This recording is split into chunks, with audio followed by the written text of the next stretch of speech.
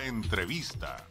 En el asunto de la equidad, 8 de la mañana con 38 minutos, hay pues muchas aristas que analizar y aunque como siempre decimos y parece cliché, ha habido algunos avances, se han dado algunos pasos, lamentablemente todavía hay muchísimo camino por recorrer. ¿Qué pasa, por ejemplo, con las instituciones de educación, ciencia y tecnología en nuestro país? ¿Son dirigidas por mujeres y en qué proporción? Para hablar un poquito acerca de ello y también de propuestas al respecto, le agradezco enormemente que nos vuelva a tomar la llamada. Me da mucho gusto poder saludarla una vez más a Fernanda Avendaño, y ella es coordinadora del área anticorrupción del Instituto Mexicano para la Competitividad, el IMCO.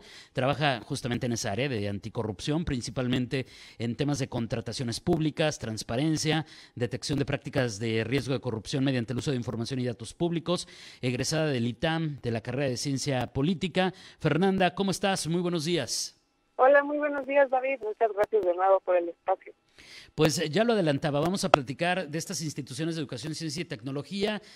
Fernanda, ¿cuántas son realmente dirigidas por una mujer y qué asignaturas pendientes hay en esta materia de equidad cuando nos referimos específicamente a estas áreas? A ver, creo que no escucho a Fernanda. Creo que se nos cayó la llamada. Sí, se nos cayó la llamada con Fernanda Avendaño del IMCO. Vamos a tratar de recuperarla. Algo pasó ahí con la línea telefónica, ya ve que pues de repente esto pasa. Pero bueno, le adelanto un poquito.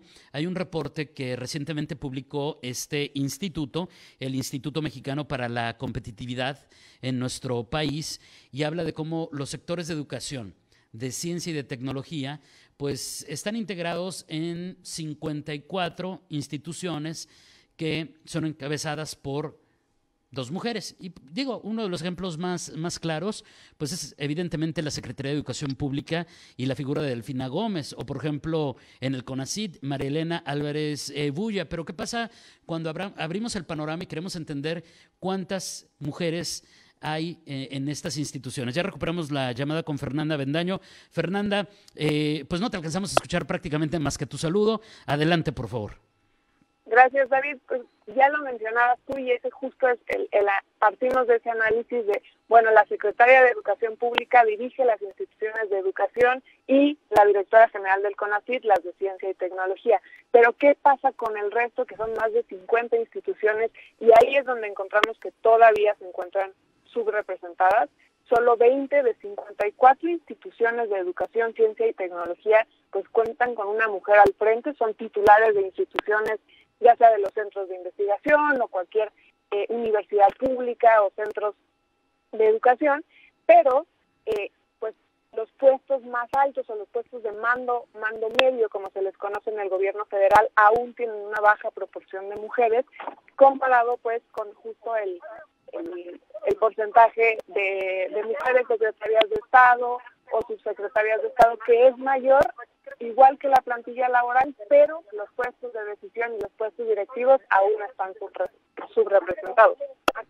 Entonces estamos hablando todavía de una notable falta de equidad en cuanto a los cargos. Eso nos queda perfectamente claro, nada más con estas cifras que nos acabas de mencionar, Fernanda. Pero ¿qué pasa con otro tema que ha sido también muy doloroso en los últimos años? El saber que se habla de supuesta equidad, pero cuando se enteran las personas de algunos datos dicen, pues no hay nada. Y me refiero a que a lo mejor una mujer puede aspirar a un cargo directivo, pero no le pagan lo mismo que a un hombre. Y ese es otro de los hallazgos muy interesantes en las instituciones públicas, sobre todo en las instituciones federales. Existe un tabulador de sueldos que te permite, pues, que mientras estés en el mismo puesto, hay el mismo nivel de ingresos, independientemente de si eres un hombre o eres una mujer. Entonces, pues, ahí compensas la desigualdad en el mismo puesto.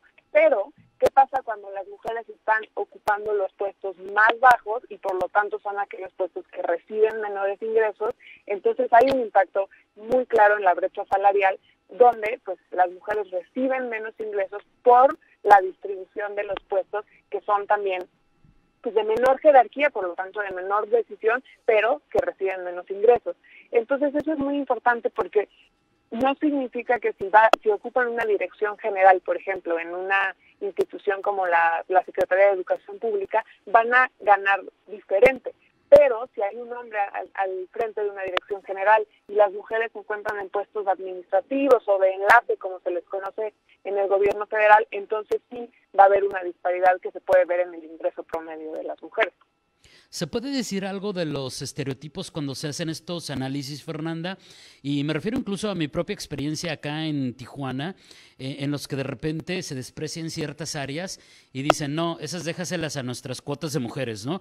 O sea, porque de repente se da este estereotipo de, bueno, pues es que en cultura que esté una mujer, que en educación esté una mujer. Ah, no, pero si es un cargo de oficialía mayor, si es un cargo de una secretaría, no, esas son para hombres. O sea, hay como muchas aristas y a veces el tratarlos desde la perspectiva correcta también es complicado.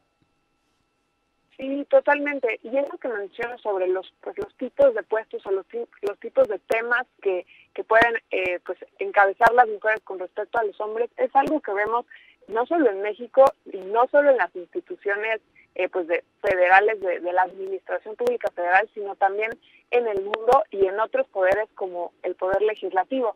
Recientemente pues vimos que esta será la primera, el Congreso paritario con 50% mujeres y 50% hombres, pero al analizar ya los temas o las presidencias de las comisiones es cuando vemos justo esta disparidad en las temáticas, ¿no? Aquellas que son tanto de mayor relevancia como también de mayor poder de decisión, como gobernación, hacienda, presupuesto, seguridad, pues todas son presididas por hombres, y las instituciones que no son menos importantes pero que no necesariamente tienen pues la misma saliencia o prominencia, pues son cultura, educación, y esas las preside una mujer. Entonces ahí todavía sí hay temas que se pueden ser encabezados por mujeres y que algunos otros no están todavía llegando a esos puestos y a esas temáticas.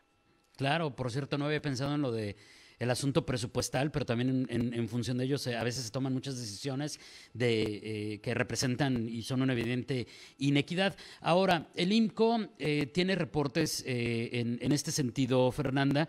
De hecho, pues es parte de lo que estamos hablando, y creo que es muy importante que el IMCO no solamente se quede en el análisis, no solamente se quede en la reflexión, y esa parte me gusta mucho del instituto, que una vez identificadas estas situaciones, propone, y ahí es a donde quiero llegar. Entonces, Fernanda, ¿qué es parte de lo que se podría hacer para cerrar estas brechas?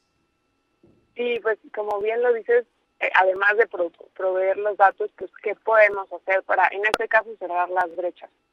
Algunas de las propuestas que tenemos específicamente en este proyecto pues de la Administración Pública Federal, primero es identificar qué está pasando, o sea, cuáles son los puestos y los niveles de ingreso que tienen una menor representación de mujeres. Para eso pues realizamos una serie de fichas y de documentos y de material que les compartimos a las instituciones, y que el objetivo es que las utilicen no para señalar ni acusar, sino al contrario, que sea un autodiagnóstico que las mismas instituciones puedan hacer, identificar que si hay pues alguna baja representación en puestos de dirección o de subdirección de área, entonces se puedan enfocar en qué está pasando ahí, ¿no? Una primera foto de este diagnóstico y de estas brechas. Y posteriormente, otra de las propuestas es que las acciones encaminadas hacia la igualdad, que sabemos que cada vez hay más, estén no solo en el nivel de entrada, es decir, o sea, que se sumen más mujeres al sector público, sino que estas acciones también sean para que crezcan en el sector público y no se queden en los puestos de menor jerarquía, sino que puedan subir de manera orgánica, y que no sea únicamente porque se están cumpliendo estas cuotas en los puestos más altos y pues no lo vemos representado en el resto. Claro, y finalmente también la transparencia, qué interesante, ayuda justamente a que se cumplan estos esquemas de equidad, pero que, como bien dices, ¿no? Al final se convierte en algo natural, en algo que se hace, no porque te lo dicte una ley, no porque te obliga un lineamiento, sino porque es lo correcto, Fernanda.